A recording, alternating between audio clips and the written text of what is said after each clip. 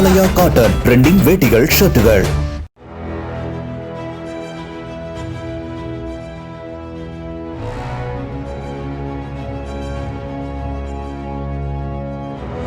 பாலியல் பொறுக்கிக்கு கொடை பிடிக்கிற உனக்கெல்லாம் அவரை பத்தி பேச ஏதாச்சும் அருகதை இருக்கா என சமூக வலைத்தள பக்கத்தில் முற்போக்கு பெண்ணியம் பேசி பாடம் எடுத்த இவர்தான் பாலியல் புகாரில் சிக்கியதால் கட்சியில் இருந்து நீக்கப்பட்ட தோழர் மதுர் சத்யா.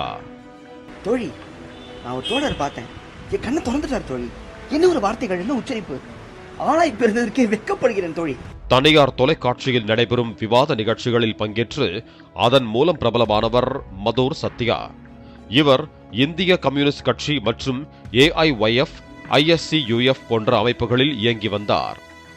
இந்த நிலையில் கடந்த 13ஆம் தேதி மாலை இந்திய கம்யூனிஸ்ட் கட்சியின் தென் சென்னை மாவட்ட செயலாளர் SK சிவாவின் இமெயிலுக்கு 3ஆம் நபர் ஒருவர் மதுர் சத்யா மீது பாலியல் புகார் கடிதம் அளித்ததாகவும், அதனைத் தொடர்ந்து 14ஆம் தேதி நடைபெற்ற தென்சென்னை மாவட்ட குழு கூட்டத்தில் விவாதித்து எடுத்த முடிவுகளின் அடிப்படையில் மதுர் சத்யா வகித்து வந்த பொறுப்புகள் மற்றும் அடிப்படை உறுப்பினரில் இருந்தும் நீக்கம் செய்யப்படுகிறார் என அறிக்கை வெளியாகியுள்ளது.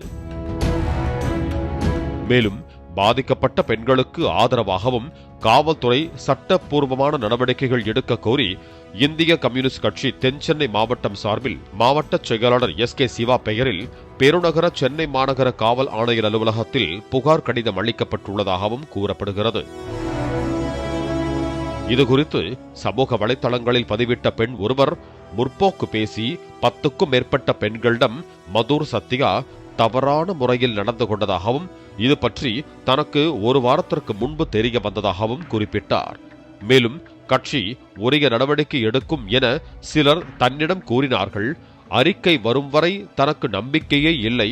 தற்போது கட்சி நடவடிக்கை எடுத்துள்ளது. பாதிக்கப்பட்ட பெண்கள் பக்கம் நிற்கும் கட்சிக்கு சல்யூட் என அந்த பதிவில் குறிப்பிட்டிருக்கிறார். இந்த பதிவு சமூக வலைதளங்களில் வைரலாகி வரும் நிலையில் பலரையும் அதிர்ச்சியில் ஆழ்த்தியிருக்கிறது.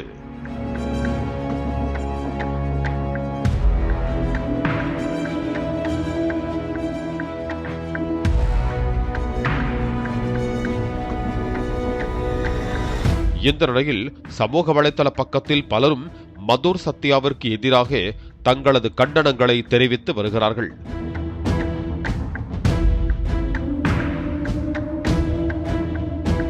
இதுகுறித்து சமூக வலைதள பக்கத்தில் பதிவிட்ட மதுர் சத்யா, உங்களைப் போலவே நானும் என் மீது சுமத்தப்பட்டுள்ள குற்றச்சாட்டுக்கள் குறித்து கட்சி வெளியிட்ட பத்திரிகை அறிக்கை மூலமாகவே அறிந்து கொண்டேன்.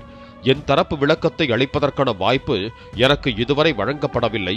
மௌனம் என்பது அக்குற்றச்சாட்டுக்களை நான் ஏற்றுக்கொண்டதாக பொருள்பட்டுவிடக் கூடாது என்பதற்காகவே இந்த அறிக்கையை நான் வெளியிடுகிறேன். இனி நான் எதை கூறினாலும் அது எவ்விதத்திலும் உதவப் போவதில்லை என்பதையும் நான் நன்கு அறிவேன். எனவே என் வாழ்வையே அர்ப்பணித்த அந்த கட்சியிடமும் என்னுடன் பயணிக்கும் தோழர்களிடமும் தகுந்த சட்ட வழிமுறைகளின் வாயிலாக என் தரப்பு நியாயத்தை நான் நிரூபிப்பேன் என்று கூறி என் உரையை நிறைவு செய்கிறேன் என பதிவிட்டிருக்கிறார்.